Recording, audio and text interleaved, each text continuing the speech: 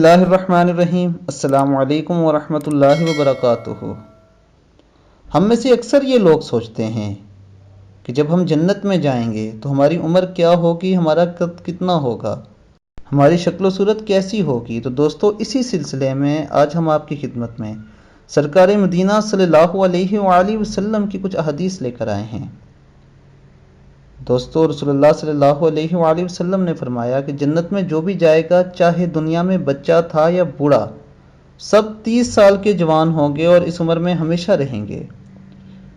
سرکار مدینہ صلی اللہ علیہ وآلہ وسلم نے فرمایا، جو شخص جنت میں جائے گا وہ آدم علیہ السلام کی صورت پر ہوگا اور 60 ہاتھ لمبائی ہوگی، یعنی اس کا قد 60 ہاتھ لمبا ہوگا۔ اس کے علاوہ رسول اللہ صلی اللہ علیہ وسلم نے فرمایا، ایک ہاتھ تقریباً آدھے گز کا ہوتا ہے، تو یوں جنت میں سب 30 برس اور 30 گز کے معلوم ہوں گے۔ دوستو، سبحان اللہ، کیا خوبصورت جوان ہوں گے جنت میں جانے والے۔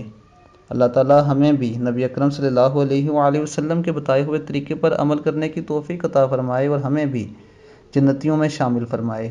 اور میری آپ سب سے یہ گزارش ہے کہ اگر آپ نے ابھی تک میرے چینل کو سبسکرائب نہیں کیا تو میرے چینل کو سبسکرائب کریں اور بیل بٹن پہ کلک کریں۔ اپنا بہت خیال رکھیے گا۔ اللہ حافظ۔